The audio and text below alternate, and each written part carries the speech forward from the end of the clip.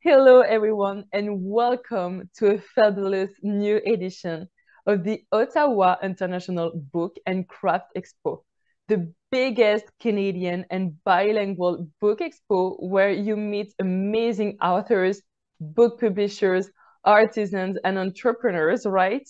And our event is from March the 3rd to March the 5th at the Horticulture Building at Lansdowne Park at Ottawa. We are waiting for you for this amazing event. I just want to thank WPBS TV Watertown, New York as a media partner, the maplestaples.com to be our event partner.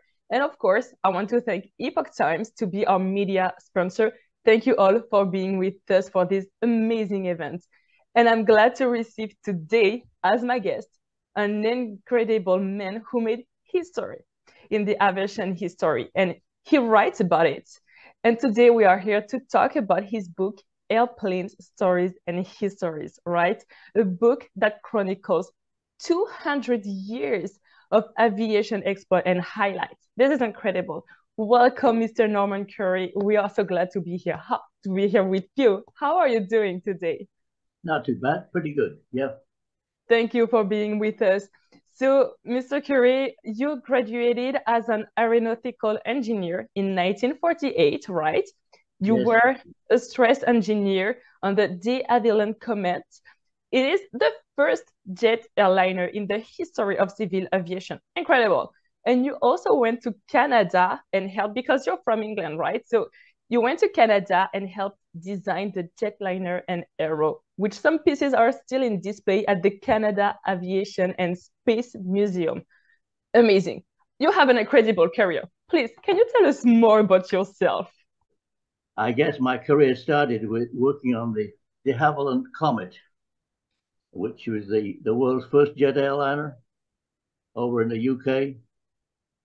And when it made its first flight in the summer of 1949, and I left the UK right after that occurred. I went by an old-fashioned ship. I mean, the ship I was on was the Aquitania, which was one of the only liner Wow. that had served as a troop ship in World War One and World War Two. So anyway, I went over, landed in Halifax. From there, I went by train to Toronto. I got a job at Avro. I worked first of all on the CF 100, then on the Jetstar. Then I went to preliminary design at Avro, where I was one of a small team that cooked up the first ideas for the Arrow, and I stayed with that until after its first flight, until after it was flying and being tested. Then Prime Minister Diefenbaker decided he was going to shut down the Arrow program, Yeah. and that caused the company to collapse. Avro collapsed. Lockheed came up and offered me a job, which I took eagerly, and I went down to Atlanta, Georgia. Stayed there. I worked for Lockheed for 30 years, and during that time, I worked on the CF-100, the C-130, the Jetstar, the C-5, where I was in charge of the landing gear, and then a whole lot of special projects after that. So that's it as far as I was concerned. I was married until my wife died a few years ago. We have one son who's also an engineer, and also Of course, he he's had also to, right? retired. He's living in Indiana, and and two grandsons. Yeah, so that about covers a thumbnail sketch. Amazing. Two grandsons who might become engineers too, right? Well, you have such an incredible history experience in aviation. That is amazing. And you write about it, as I said. So your book, Airplanes, Stories, and History, received a recognition, right, as a 2022 Reader's Favorite finalist in the non-fiction historical genre. Congratulations for that. This is amazing. So congratulations for this accomplishment. Can you tell us more about your book? The first book I ever wrote was published in 1988. Mm-hmm.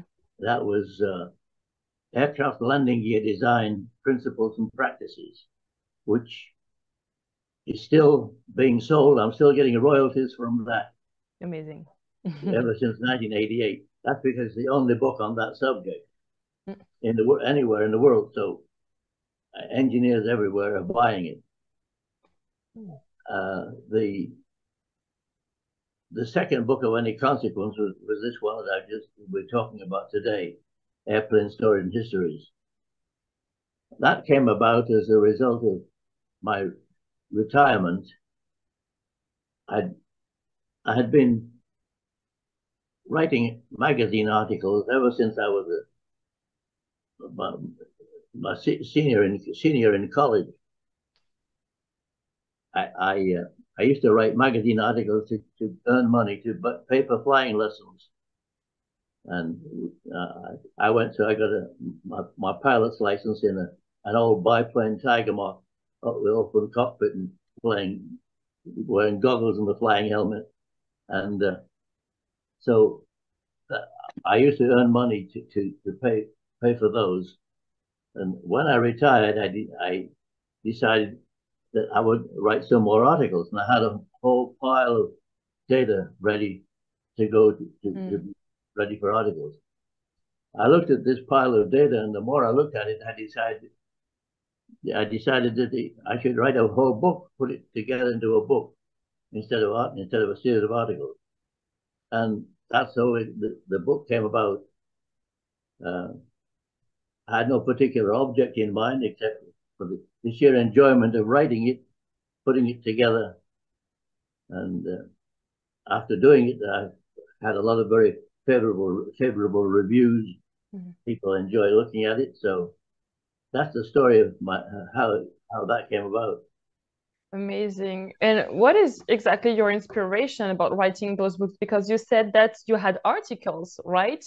But you put all those articles into books, kind of. So what is really the inspiration about writing about airplanes? Well, you first said your first book, there was nothing about this genre and about engineering in aviation. So what did you inspire you exactly to write? For the sheer enjoyment of writing it, I guess. I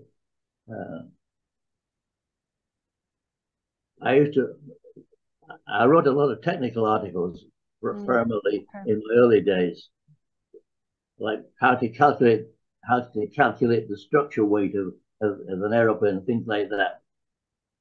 That in my early days. Later on, I found people were more interested in history, how it came about, how it all started, and I guess that was just my own enjoyment of doing it. I see. As you said, there's very little available anywhere on aviation history. Mm-hmm. So this is one of the few books that covers it fairly quickly. I don't go into in any great depth. I see. And it's very helpful, as you said, for the new engineers. There's so much experience and knowledges in your books. And I love how different it is. So that's great that you could write about it and at the same time help others to understand the history. And, you know, I learned so much by reading your book and doing some researches. I didn't know all of this, and this is so awesome. So I love this. Can you tell us more about your writing process? How do you feel when you write? How does it work for you? Well, unlike many authors, I didn't have any particular style in mind. I'm thinking of one particular author, Le Carré, who used to write mysteries. He always wrote in the morning, right after breakfast, and didn't do anything else for the rest of the day. I wrote whenever the urge came for me to start writing, and because I was doing a lot of volunteer work after I retired, Okay. most of my writing was done at night, and my wife just had to put up with it. I was hiding away in the den, writing furiously, and I had to look up a great deal of data on Wikipedia to background information and so on. And I just wrote whenever I got the urge to do it. And that was about it, I guess. No particular style. I didn't have any particular style of writing it only in the evenings or all in the mornings or whatever.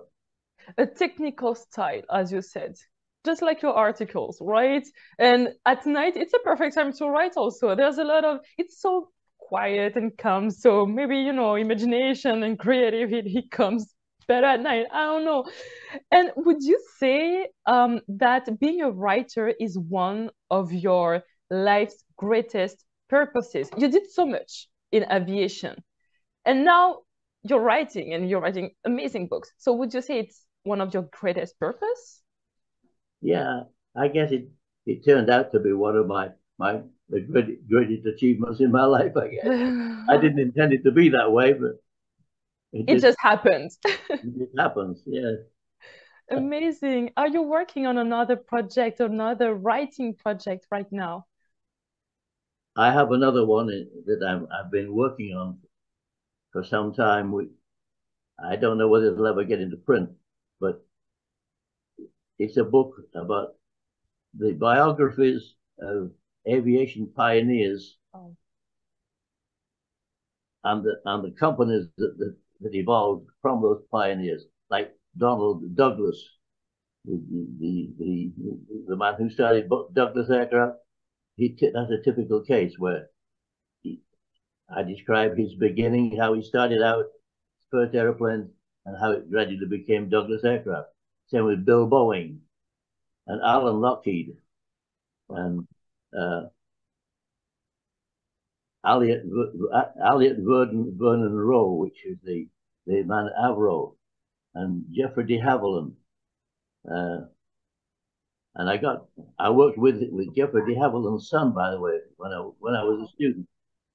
His son, also called Jeffrey de Havilland, was killed in a test flight. Well, he was breaking through the speed of sound.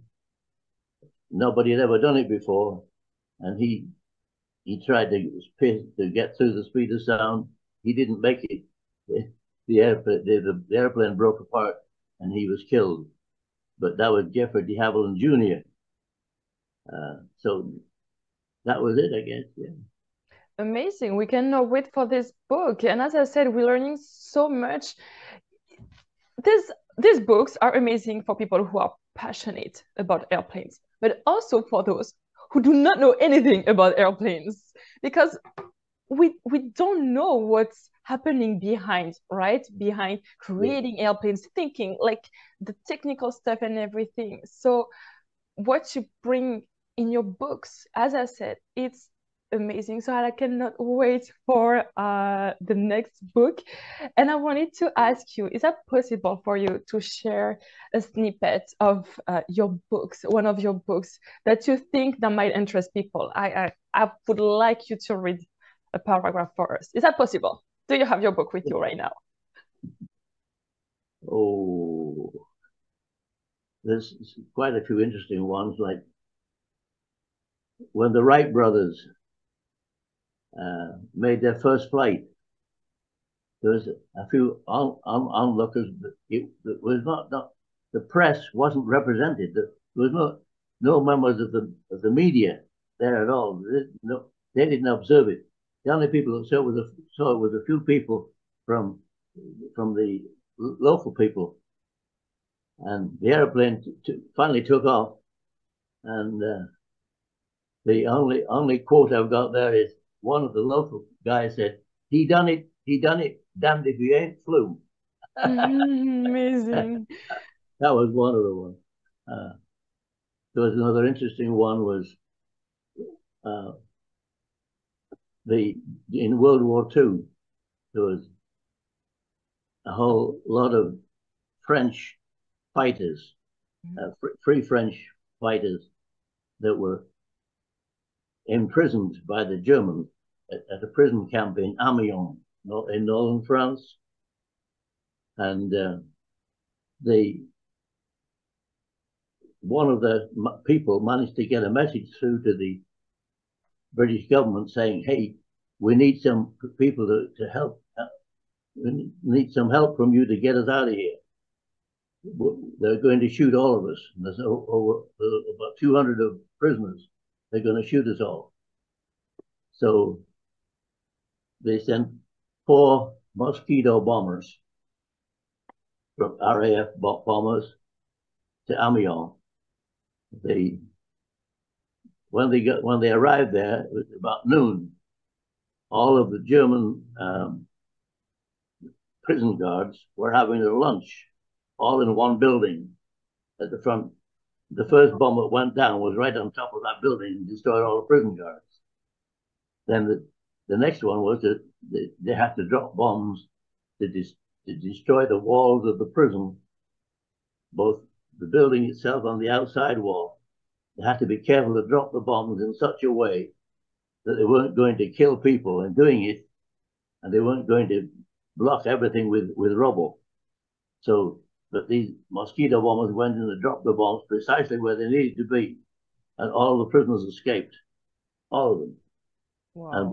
And there was one bomber out of the 4 was shot down, of which one man died. So the RAF lost 1 man to be able to let about 200 prisoners go free. That's just another of the interesting little stories. Yeah. Wow, that's incredible. Well, to know more, we just have to buy your book, right? And Yeah. talking about buying your book, you will be at the International Ottawa Book and Craft Expo, right? And this is why we are here. So, what do you expect from the expo? What do you think the expo can give you? What did I expect to happen?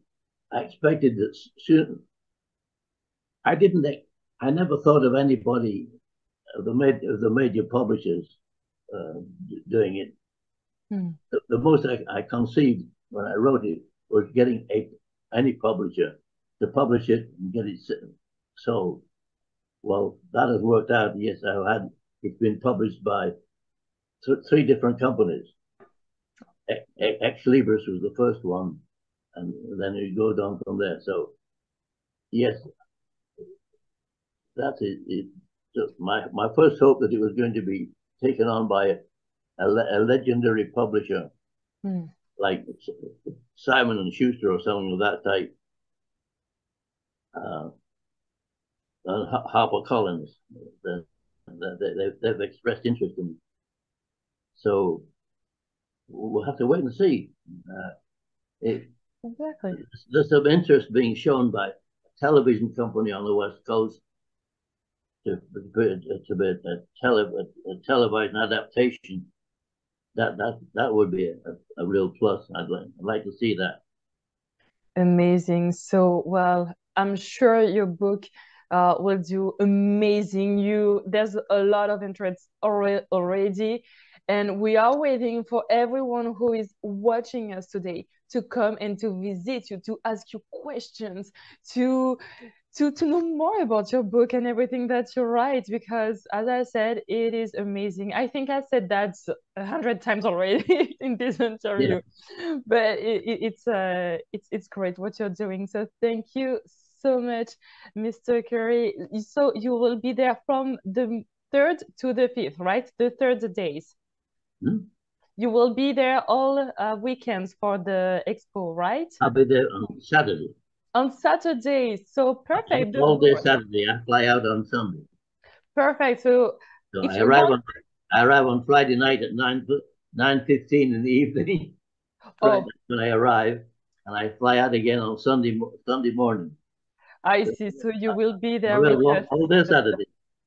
Amazing. The Saturday is perfect. So you will have one day. Everyone who's watching us, you have one day to come and visit Mr. Currey and ask him everything about aviation history. So as I said, it will be at the Horticulture Building at Ansdon Park at Ottawa.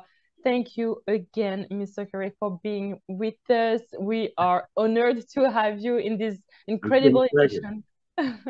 I'm looking forward to revisiting Ottawa. I haven't been there for quite a while. You are welcome whenever you want. Thank you so much, and thank you all for watching us today. We hope you had an amazing time with us, and we see you soon. Thank Okay. you.